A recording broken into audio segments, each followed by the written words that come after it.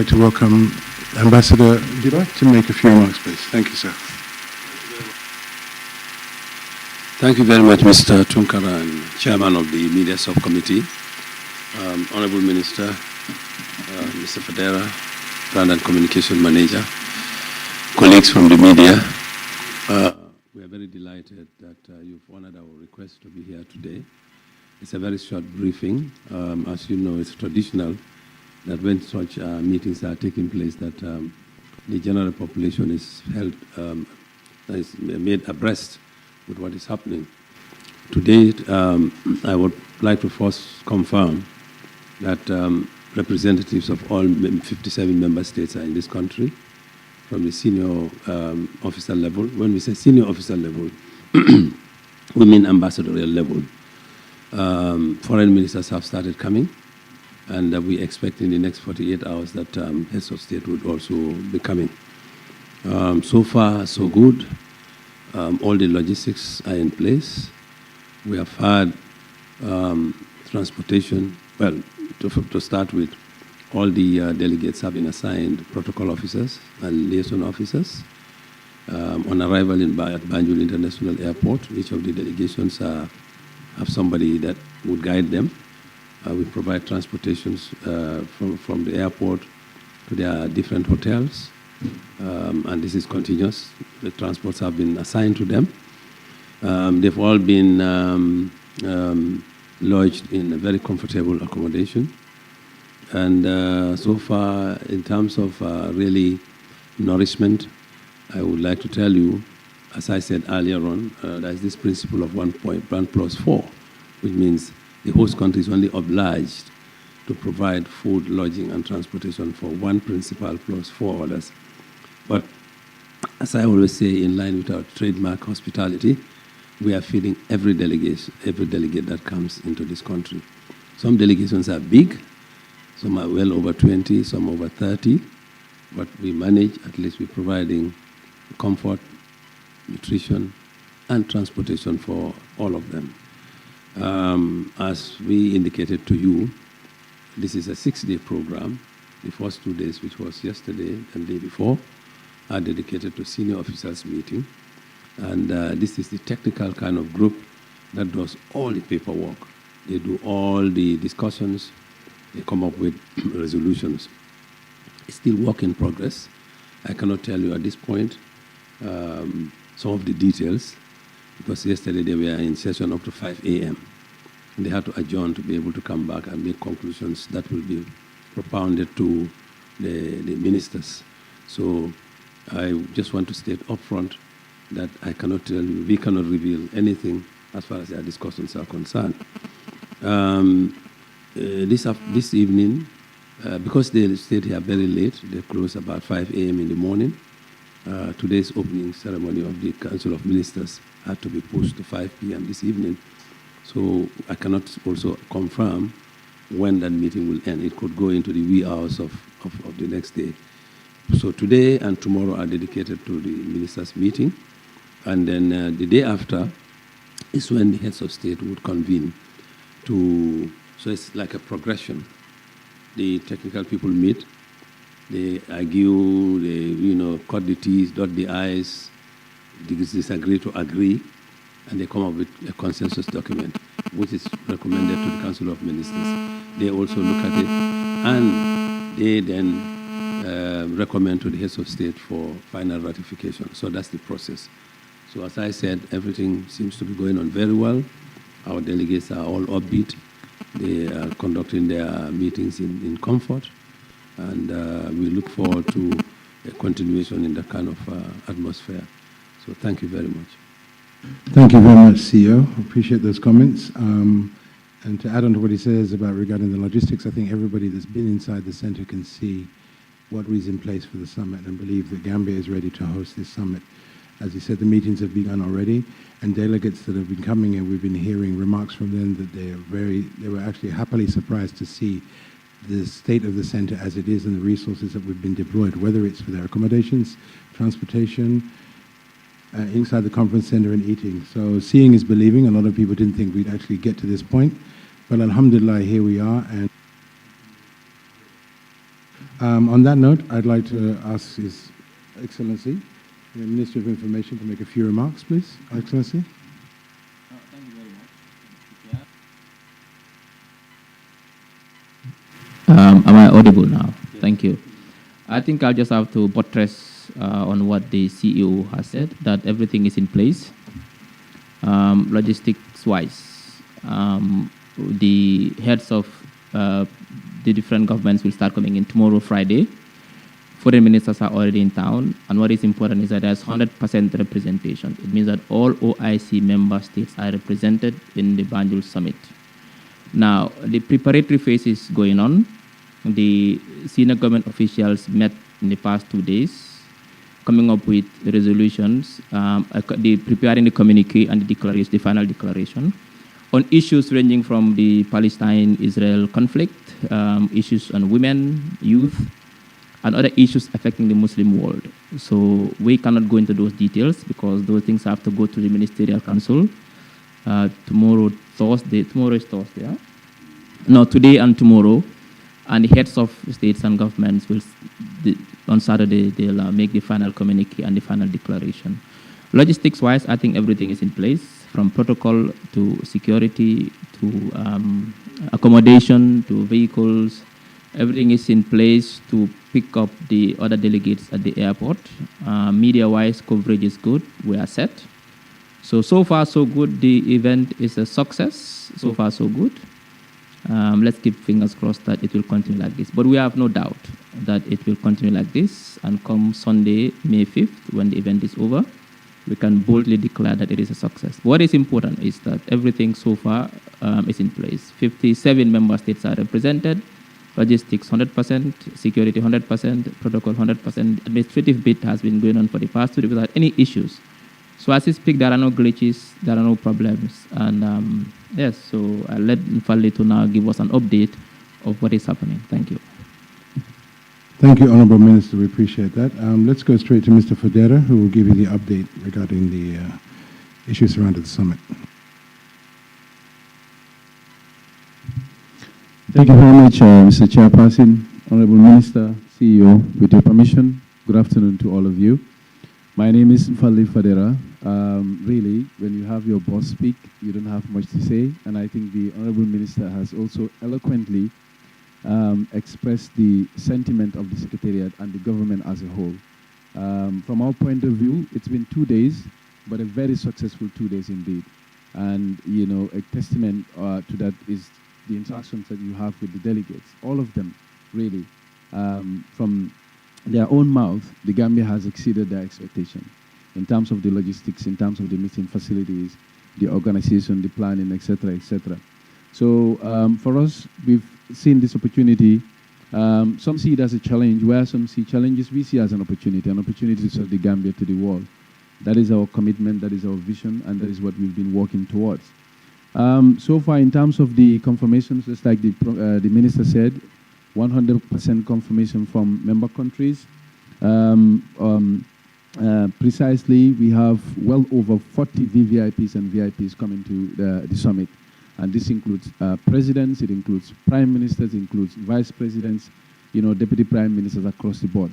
So we are really, really thrilled and excited as a country, and we are looking forward to the opportunity to showcase the best of Gambia. We want to present the best of Gambia, Gambian hospitality that we are known for globally. So as a country, they are our guests. So our message to all and sundry is to come out and give a befitting, you know, welcome and reception in line with our trademark tradition as the smiling coast of Africa. Let's come out. It's a moment of pride for the Gambia. Nobody should be left behind, even if it means, you know, just waving your flag at them. They are our guests. We should make them feel at home and then have a great time in the Gambia. So with that said, I think, Mr. Chairman, it's about time that we invite questions from the press. And then, you know, we don't endeavor to keep you here, you know, so I know you guys are busy as well. So maybe I will hand over to you, and then you can moderate the next phase of the press conference. Thank you very much. Thank you, Mr. Federa. Thank you, Mr. Federa. Appreciate your comments. And just before we get to the questions, just remember this project has been at least 5 years in the making to get to this point. So a lot of what we're seeing now is the final ramp up to making it happen. But behind the scenes, there's been a lot of work, a lot of talking going on. And His Excellency the President has been extremely supportive of the whole process throughout this. I'm sure Ambassador Dib and his team will tell you that. So for us, it's a moment of pride, and Gambians should be really proud that here we are. Who could think a small country like Gambia could have an OIC summit? A conference, a summit, which is second only to the UNGA, and it's happening in the Gambia, and we're making it happen. So, alhamdulillah, let us all have that sense of pride, and let us all carry that positivity with us. On that note, we'd like to invite some questions from the press. Please, we have a microphone over there, so if you can put up your hand, and then when you speak, please give us your name and the media house you're from. Thank you. Questions? Please stand up so we can see you. Maybe you can talk. Maybe we can hear you anyway. No, go ahead. Go ahead, Sankule.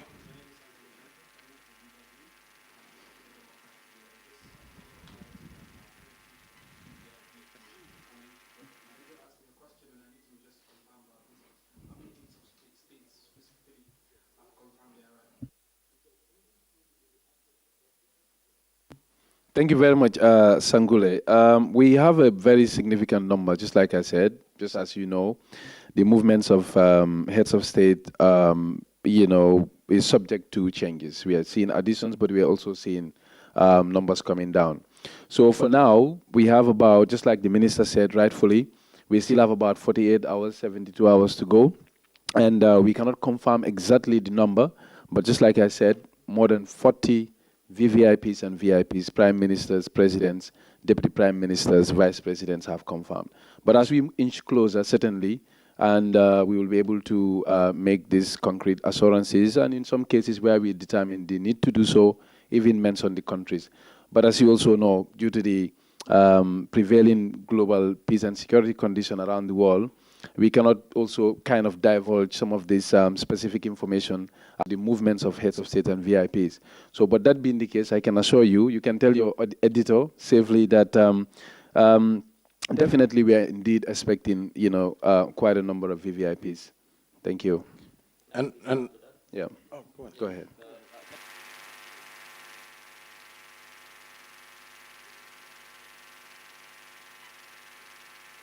Is it on? Can be very fluid. And I think we've learned from that in the past couple of days. In our last press conference, we announced that Erdogan was coming because it was confirmed he was coming. And then later it changed because of domestic issues that are so important, he must attend to them, and he could not come. What we are trying to avoid is to tell you that X, Y, Z is coming, and then tomorrow something happens and they cannot come.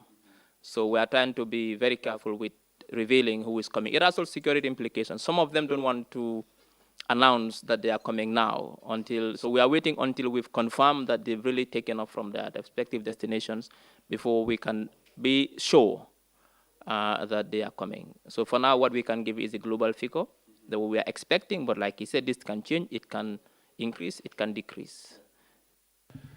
thank you, Honorable. And also, let us remember, the success of a summit is not dependent on how many heads of state arrive. It's the representation. And as Mr. Federa said, we're going to have 100% representation. So if it's not a head of state, if it's a foreign minister or deputy prime, that is a head of state basically representing that country. So that is the success of the thing. Next question, please. That's it? Anybody?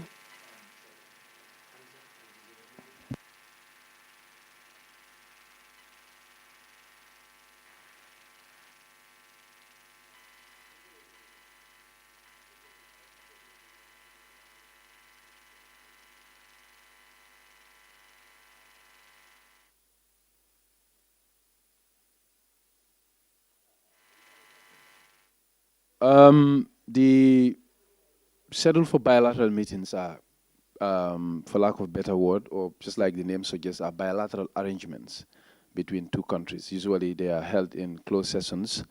I'm not sure I understand your question well, but we are not really very much privy to the bilateral arrangements that take place between countries. But I know as far as the sessions are concerned, the preparatory ministerial meetings, as well as the senior official meetings are out of bounds for the media, except for the opening. So I don't know whether that truly addresses your question, but in terms of the program, we are not able to make that public. But what we can definitely make public, and I'm happy to share it with you, is the program for the summit itself, the work program and the agenda. We can make that available. Then you will be able to know how the day will look like and the lineup of speakers for the summit itself. Yes. Mm-hmm.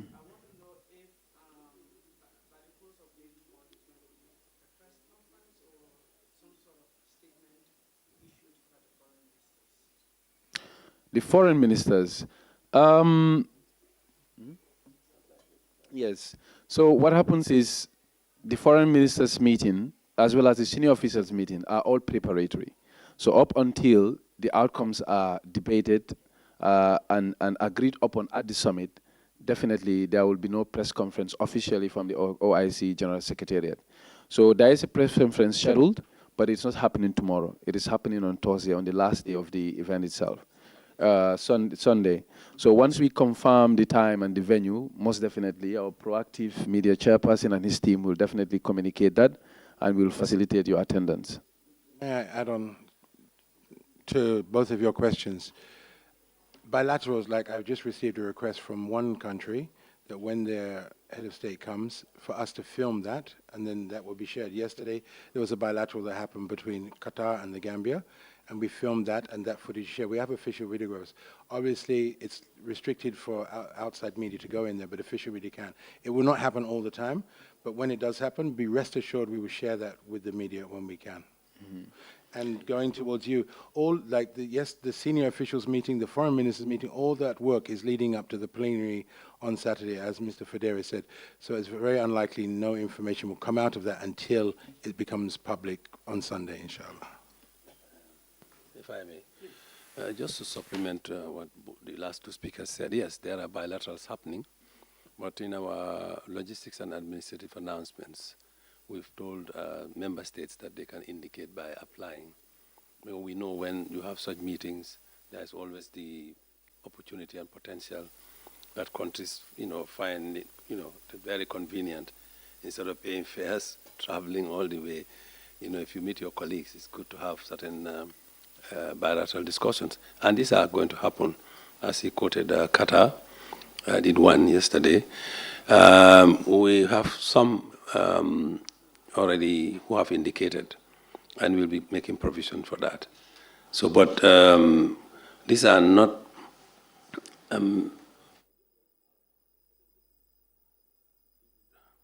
the significance that the spotlight should be on the presidents.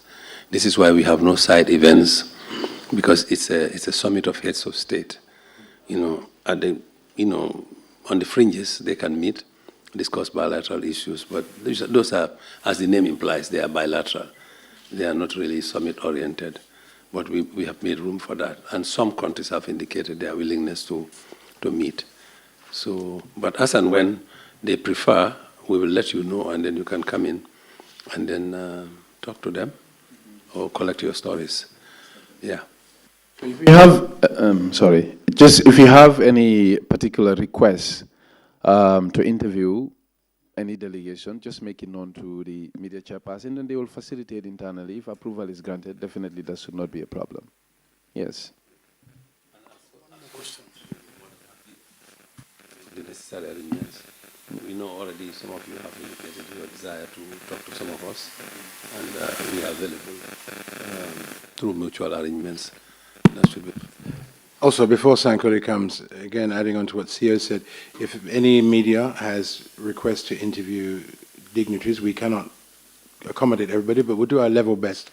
We'll go all out to do what we can as a media team to assist you in the process. Just one more question from me, sir. Of course, so many people are looking forward to the heads of state meeting on Saturday. I just want to know if it's going to be an opening ceremony wherein they will be making speeches just like the ministerial. Exactly. There will be a lineup of speakers. Mr. Ferreira has indicated that he will share this thing. I guess the work program is no longer a secret. We'll be having the usual, opening ceremonies, after which statements will be given, but they come in an order of presidents, heads of governments, ministers, and so on and so forth. Yeah, there will be. And to add on to that, anything happening inside the plenary hall, the opening ceremonies, all of that will be streamed. It will be made available in the media center outside, and also from the official photographers and videographers, so you'll have access to all of that information. Because obviously space is at a premium, and it's limited how many we can take you to these places, but we want to make sure that everybody has the content that they need afterwards. Fantasy say OIC in-house media. My question is, it was made mention that a lot of the discussions made cannot be made privy to the public. At the end of the summit, when the heads of states have decided and have their hands on all the conversation, would there be some sort of announcement of agreements made here in Gambia before they leave? Yes, absolutely. There is going to be what is called a Banjul Declaration, and this will be read out to the public. And then I think there's a press conference also where the incoming chair would oblige to answer some of your questions. Yeah. And also to add on to what CEO said, the Gambia has started taking over chairmanship of various arms of the OIC already, leading up to the one on Saturday when His Excellency takes over that chair. So a lot of the things will be happening. And again, as information comes, we'll share that with you. Any more questions? First, for the next 3 years, the Permanent Secretary, Ministry for Foreign Affairs, becomes the chair of the senior officers of the OIC. And then our foreign minister becomes the chair of the foreign ministers meeting, summit. So the actual summit will be chaired by the president, or high-level meetings, because the summit is every 36 months. Yeah. Mm-hmm. Everybody okay? We thank you very much for coming. Oh, okay, one more, no problem.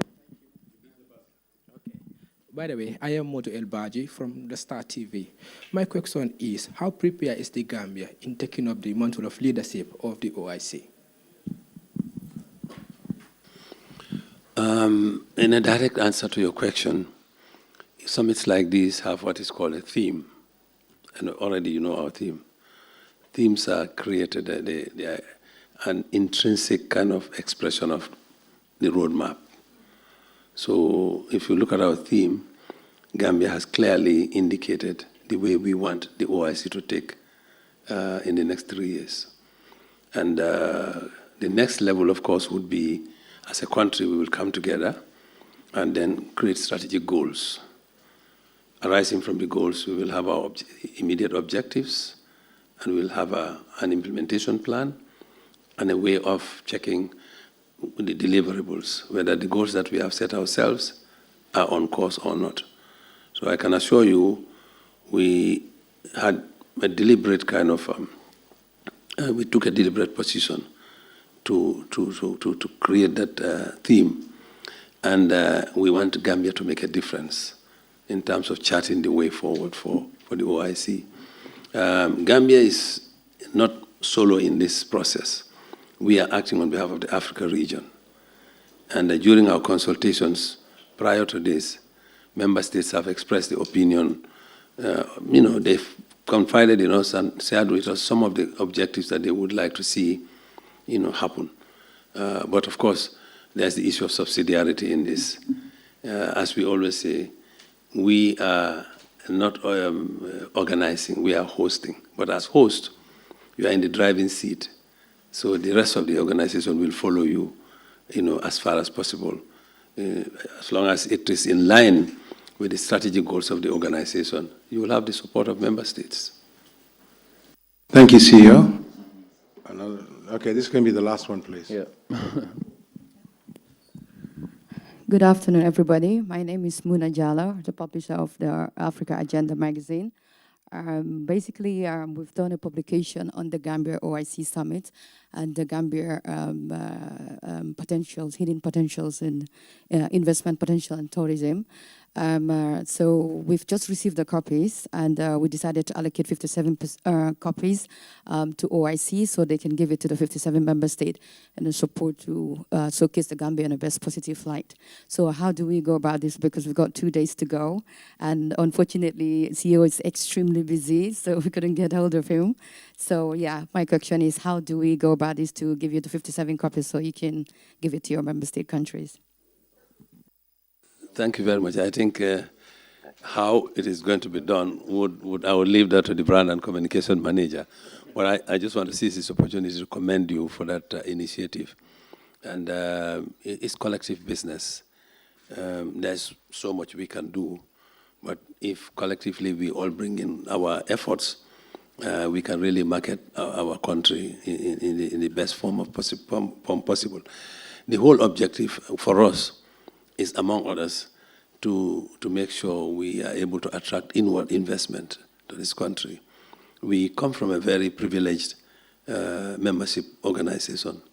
Perhaps if you look at the world's resources in terms of financial resources, you will find most of the resources have their origin in the Ummah. So we should not take all the time on political issues. But I believe at the root cause of most of the political issues confronting the Ummah are socio-economic issues. And if we can use our chairmanship to address those socio-economic issues, we would have succeeded in addressing the problems plaguing the Ummah. Thank you. Okay, thank you for your questions. I think time is limited. Yeah, I just want to add on to what CEO said. This is a great opportunity for Gambians to promote brand Gambia. People are coming to see what we have here. People that have maybe only kind of heard of this country, but they're coming to see what we can actually do here. So let's, all put our best foot forward, as we've been doing, and just keep going and promote it. But I would like to give the last word to Mr. Federa, Head of Brand and Communications, please. Thank you very much, Mr. Tunkara. I just want to buttress CEO's point in relation to Gambia's vision for the next 3 years for the OIC. As a country, we are looking at this as a huge opportunity. It's a moment of great pride and excitement for the Gambia, because just like CEO rightly said, Gambia will be in the chairmanship of the organization, and whenever anything happens in relation to the organization, the world will look towards us, to us. And as a country, we are ready for that task. We are ready to rise to that occasion and make sure we lead the organization in a responsible manner. But at the same time, we also want to showcase the best version of the Gambia. So everybody should gear up and know that the next 3 years will witness a lot of OIC movements in the Gambia in the form of exhibitions. The OIC is huge, and it deals in a lot of things, they're in science and technology, in trade and investment, banking and finance, development finance, etc. The Gambia will be in the forefront. We will not be at the backstage of that. So let us all come together, just like the young lady has done, pushing from behind, supporting.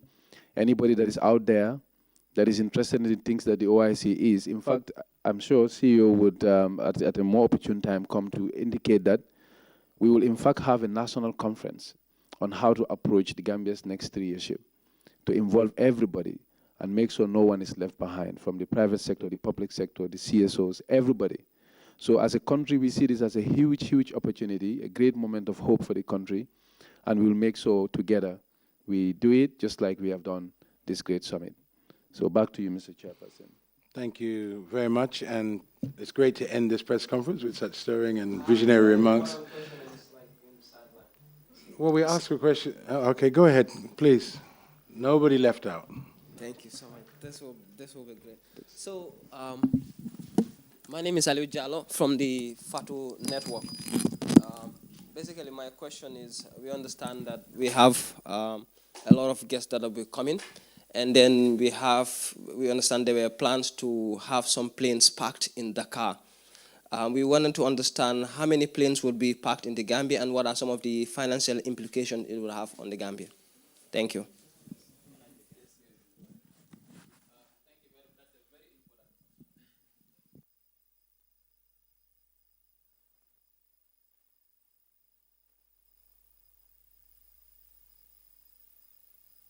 at the airport to park the planes that are going to bring our guests into town. Now we are saying that depending on the wings, the size of the wings of the planes, if it did occur that there is not enough parking space for the planes that will bring the guests, if that is a contingency, we'll take some to be parked in Senegal at Yoff International Airport. Now this part of the bilateral between Gambia and Senegal, and it comes at no cost to the Gambia. It's for free. But it might not happen. We might find a situation where there is enough parking at the airport that all the planes that are coming will be able to park there. We might not need to go to Senegal.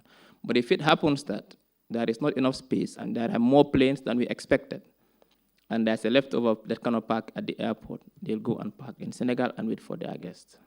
Does that answer your question? And on that note, Mr. Chairman, if you allow me, there is no guest coming to the summit that is being hosted outside of the Gambia. All the guests coming will be housed and accommodated here. I want that to be extremely clear. So just like Doctor said, it's just a contingency plan. When you plan for eventualities, and that's what we did.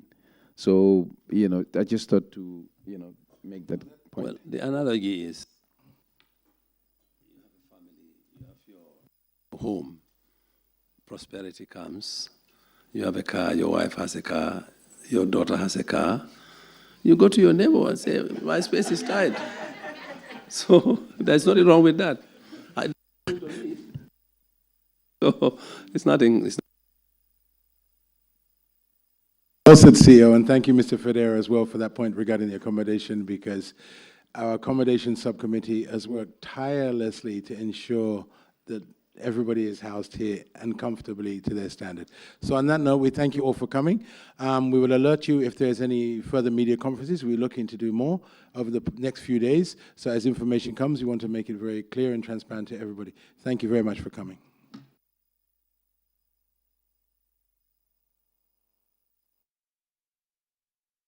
mi ngoog mbokk yi jërë ngeen jëf gis nga boobule press conference ñu doon amal ni ki niñ leen ko waxee su ko defee rek li nga xam ne jib na fa ci nasaraan ñu daal di koy rek tënk ginnaaw ba nga xam ne nag kii di jëwriñ ji yor wàllu li nga xam ne mooy jéebaane Minister of Information di Dr Ismaila Cissé moom nag ci boppam daal dinay foofu yëkkati kàddu ci biir li nga xam ne mooy press conference bi daal di xam ne rek ne lépp yemb na